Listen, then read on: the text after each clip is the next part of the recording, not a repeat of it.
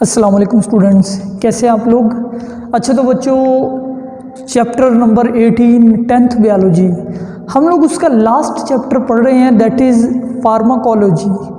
और बच्चों, फार्माकोलॉजी के पिछले लेक्चर में अगर आपने वो लेक्चर नहीं सुना, पहले आप वो लेक्चर सुन लीजिए ताकि आपको फार्माकोलॉजी का इंट्रोडक्शन मालूम हो। आज हमारा दूसरा लेक्चर है फार्माकोलॉजी का, और ये लेक्चर बच्चों एडिक्टिव ड्रग के बारे में है। बहुत इंटरेस्टिंग लेक्चर होने वाला है ये। एडिक्टिव ड्रग यानी आपने ये सीखना है कि नशा आवर अद्वियात कौन सी होती है और वो नशा कैसे पैदा करती हैं। तो चलिए हम अपना लेक्चर शुरू करते हैं एडिक्टिव ड्रग्स के बारे में। तो बच्चों, हमने आज पढ़नी है addictive drugs, that is commonly known as नशा आवर अद्वियात। ठीक हो गया बच्चों। अब नशा आवर अद्वियात की हमारे पास 4 ग्रुप्स हैं, दैट इज सेडेटिव। सेडेटिव के बाद बच्चों नारकोटिक, और नारकोटिक के बाद बच्चों हेलोसिनोजेंस, और फिर हमने पढ़ना है मैरिजुआना के बारे में। तो पहला ग्रुप शुरू करते हैं जिसका नेम क्या है, सेडेटिव। अगर आप सेडेटिव के लफ्जी मतलब पे गौर करें तो बेटा सेडेटिव का मतलब होता है सुकून आवर, ऐसी दवाई जो आपको क्या दे, सुकून दे। अब ज़ाहिरी बात है कि सेडेटिव कोई ऐसी दवाई होगी, कोई ऐसी ड्रग होगी जिसको आप खाएंगे तो आपको सुकून मिलेगा, आपको नींद आएगी। और यही तो नशा होता है, होर नशा की हुंदा। नशा यही तो होता है कि जब आप उसको खाएं तो आपकी बॉडी के फंक्शन स्लो हो जाए, आपके सोचने की सलाहियत कम हो जाए, आपको सुस्ती पड़ जाए, आप काम ना कर सके, यही तो नशा होता है। और ये सेडेटिव्स हमें नशा देती है। तो अगर कोई बंदा डिप्रेशन का मरीज़ है, कोई पेशेंट है जिसको बहुत ज़्यादा दौरे पड़ते हैं डिप्रेशन के, वो बार बार डिप्रेशन में जाके सुसाइड भी कर सकता हो, उसको डॉक्टर खुद देते हैं ये दवाइयाँ। कौन सी, सेडेटिव, ताकि उस पेशेंट को नींद आ जाए, ताकि वो सुकून से सो सके। ऐसे बहुत सारे पेशेंट होते हैं, आपने देखा होगा, जिनको नींद सही नहीं आती तो डॉक्टर उनको क्या देते हैं, sedatives, so that they can sleep much better. अच्छा तो बच्चों, सेडेटिव क्या करती है, interact with central nervous system and depress its activity. Central nervous system पे एक्ट करती है। Central nervous system mean our brain, यह है बच्चों हमारा ब्रेन। अब ब्रेन के ऊपर आके असरअंदाज होती है और ब्रेन को काम करने से रोक देती है। और बच्चों, जो कुछ भी हम सोचते हैं, जो कुछ भी हम करते हैं, एक्चुअली हमारा ब्रेन है। असल हमारा मास्टरमाइंड कौन है, साडा दिमाग, और यह हमारे दिमाग को काम करने से रोकती है। अब जब आपके पास कोई सोच नहीं होगी, कुछ करने को होगा नहीं। बच्चों, सोचने की बात है ना कि हमारी जो भी परेशानी है वो हमारी सोच से आती है। परेशानी ख्यालात से आती है, हालात से नहीं आती। तो ये दिमाग को ही, यानी हमारे सोच के सेंटर को ही बंद कर देती है। कादी परेशानी, कोई परेशानी रहेगी नहीं, बचेगी नहीं फिर। अच्छा, ये क्या करती है फिर, ये हमारे अंदर डिजीनेस पैदा करती है। डिजीनेस का मतलब होता है बच्चे गनूदगी। गनूदगी क्या है, नींद आना। ठीक है, नींद आती है सेडेटिव खाने से। और लेथर्जी, लेथर्जी कहते हैं सुस्ती, काहली। बंदे का जो दिमाग है वो सही काम नहीं कर रहा, बंदे को सुस्ती पड़ती जा रही है, इस चीज़ को आप बोलते हो लेथर्जी। स्लो ब्रेन फंक्शन, सोचने की सलाहियत कम। डिप्रेशन, डिप्रेशन आप किसको कहते हैं, चिड़चिड़ापन जो हमारे अंदर आ जाता है। डिप्रेशन आप परेशानी को भी कहते हैं। ये खाने से, यानी जब बंदा उठेगा ना फिर वो परेशान होगा जब इस दवाई का असर ख़त्म हो जाएगा। सुसाइडल थॉट, अगर ये दवाई आप लंबे अरसे तक खाएं तो सुसाइडल थॉट्स पैदा होती हैं, ख़ुदकुशी करने के ख़यालात पैदा होने लग जाते हैं। बंदे का दिल करता है कि मेरी ज़िंदगी का मकसद ही कोई नहीं, मैं मर जाऊँ, मैं खुद को मार लूँ। ठीक है बच्चों, ये था पहला ग्रुप, दैट इज़ सेडेटिव। तो बच्चों, दूसरा बहुत इंटरेस्टिंग ग्रुप नारकोटिक। नारकोटिक को आप उर्दू में कहते हैं मंशियात। ये है बच्चों सही दवाइयाँ, ये है सही नशे, ये है असली नशे, नारकोटिक। एक्चुअली अगर आप नारकोटिक वर्ड पे गौर करें, नशा, नशा क्या है। अब ये स्ट्रॉन्ग पेन किलर होती है, ये बहुत ही स्ट्रॉन्ग पेन किलर है नारकोटिक, यानी पेन को कम करती है। तो ये कभी कभी डॉक्टर हमें खुद भी देता है। कब भला, जब बेटा आपका ऑपरेशन हो ना, सर्जरी हो आपकी, आपके जिस्म को काटा जाए, तब आपको बहुत पेन होगी। उस वक्त डॉक्टर हमें नारकोटिक देता है ताकि पेन कम हो या ना हो। ठीक है, तो लिखा है strong pain killer prescribed mean बेटा तजवीज़ करना, ये तजवीज़ की जाती है with less potent pain killer. Potent कहते हैं कम ताकतवर, जो कम ताकतवर है ना दवाइयाँ उनके साथ देते हैं। अब कम ताकतवर पेन किलर कौन सी है? Like paracetamol. पैरासीटामोल एक आम सी दवाई है जो कि आप नॉर्मली खा सकते हैं, उसके साथ ये नार्कोटिक्स दी जाती है उसका असर बढ़ाने के लिए।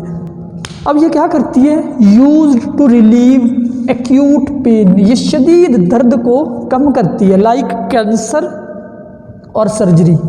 कैंसर में बहुत ज़्यादा पेन होती है जिस्म में, उस पेन को कम करती है कौन सी अद्वियात? नार्कोटिक, एडिक्टिव ड्रग्स है।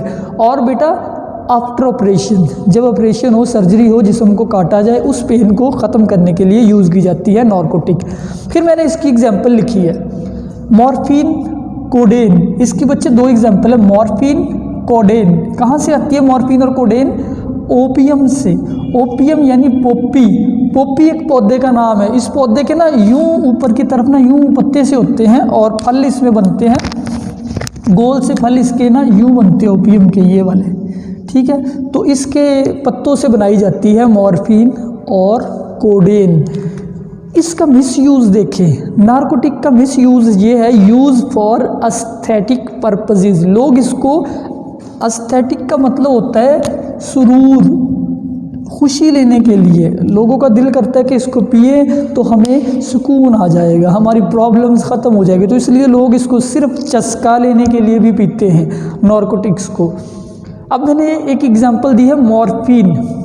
मॉर्फिन कहाँ से आती है? बता दिया, पोपी प्लांट से। पोपी को आप उर्दू में कहते हैं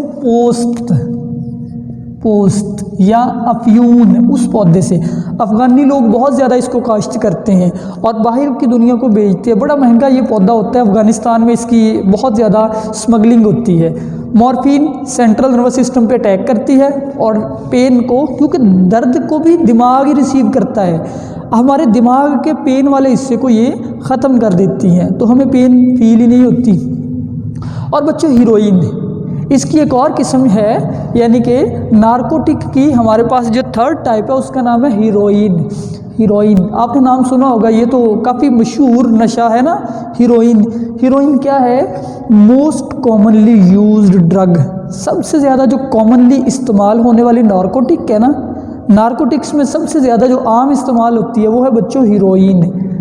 act on central nervous system to depress activity, central nervous system पे अटैक करती है और एक्टिविटी ख़त्म करती है, यानी कि ड्रोजीनेस पैदा करती है। ड्रोजीनेस क्या होता है? गुनूदगी, चक्कर आना, गुनूदगी हो जाती है, सुस्ती पड़ जाती है इसको इस्तेमाल करने से।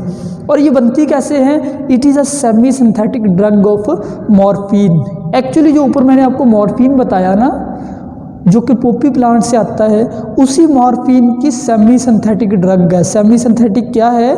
सिंथेटिक कहते हैं मसनूई को, यानी उसमें कुछ चीज़ें खुद ऐड की जाती है और फिर ये बनाई जाती है हीरोइन। अच्छा, साइड पे इंफॉर्मेशन में हीरोइन के बारे में एक पॉइंट और है। In many countries heroin is prescribed as strong analgesic. दुनिया के कई मुल्कों में इसको एक एनाल्जेसिक के तौर पर तजवीज़ किया जाता है, यानी डॉक्टर इसको देते हैं खुद मरीज़ों को।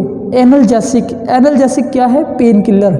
एनाल्जेसिक मीन बेटा पेन किलर, तो पेन किलर के तौर पे कई मुल्कों में इसको यूज़ किया जाता है, पेन किलर। और उन मुल्कों में इसका नाम होता है डायामॉर्फिन, इसको बेटा कहते हैं डायामॉर्फिन। और ये कब यूज़ की जाती है? ट्रॉमा, अगर खुदा ना खास्ता कोई बाइक पे जा रहा है, उसका एक्सीडेंट हो गया, उसकी हड्डियाँ टूट गई तो बहुत पेन होगी, उस वक्त डॉक्टर उसको हीरोइन का नशा दे देगा ताकि वो आराम से सो जाए। इसी तरीके से जब किसी को हार्ट अटैक हो, बाहर के मुल्कों में हार्ट अटैक के बाद ये दिया जाता है हीरोइन। इसी तरीके से कोई और सर्जरी की पेन हो तब दी जाती है। अब बच्चों third group that is most interesting and funny group, हेलोसिनोजेंस। हेलोसिनोजेंस पता क्या करती है? ये बहुत ही कमाल की ड्रग्स होती हैं, एडिक्टिव ड्रग। ये हमारे ब्रेन को स्लो नहीं करती, जैसे आपको मैंने ये दो बताया सेडेटिव और नार्कोटिक क्या करती है? चक्कर आते हैं, सुस्ती पड़ती है। लेकिन हेलोसिनोजेंस जो है ना, ये आपके अंदर वहम पैदा करती है। अगर कोई हेलोसिनोजेंस का यूज़ करेगा वो वहमी हो जाएगा। कौन से वहम? पहले डेफिनेशन पढ़े। Those drugs causes changes in thought, thought सोच को कहते हैं, परसेप्शन को उर्दू में आप कहते हैं इदराक, सोच में और इदराक में चेंजेस लेके आए, इमोशंस यानी जज्बात में, और कॉन्शियसनेस हम किसको कहते हैं, कॉन्शियस हम कहते हैं शऊर को, हमारी सोच समझ में चेंजेस लेके आती है ये वाली ड्रग्स हेलोसिनोजेंस। अब सोच समझ क्या है, मिसाल के तौर पे कोई बंदा है बहुत दुखी है, वो कोई भी उसका दुख है, प्यार का है, मोहब्बत का है, या फिर कोई ज़मीन का मसला है, या कोई घर की मसाइल है, वो बड़ा दुखी है। अब ऐसे मरीज़ अगर हेलोसिनोजेंस को यूज़ करेंगे तो उनकी सोचें ख़त्म हो जाएगी, उनको वहम हो जाएगा। तो कई लोग सिर्फ जो आशिक मिजाज लोग होते हैं वो हेलोसिनोजेंस का यूज़ करते हैं। उससे क्या होता है कि वो आराम से यूज़ करने के बाद उनकी जो इमोशन है वो चेंज हो जाते हैं, उनको यूँ लगता है हमारा महबूब हमारे साथ है, और वो आराम से फिर उनकी वो जो फीलिंग्स होती है, वो जो गट फीलिंग होती है, वो उनकी ख़त्म हो जाती है। अच्छा, वर्ड अगर आप हेलोसिनोजेंस के लफ्ज़ पे गौर करें ना, ये लफ्ज़ निकला है बच्चों हेलोसिनेशन से, और हेलोसिनेशन का मतलब होता है वहम।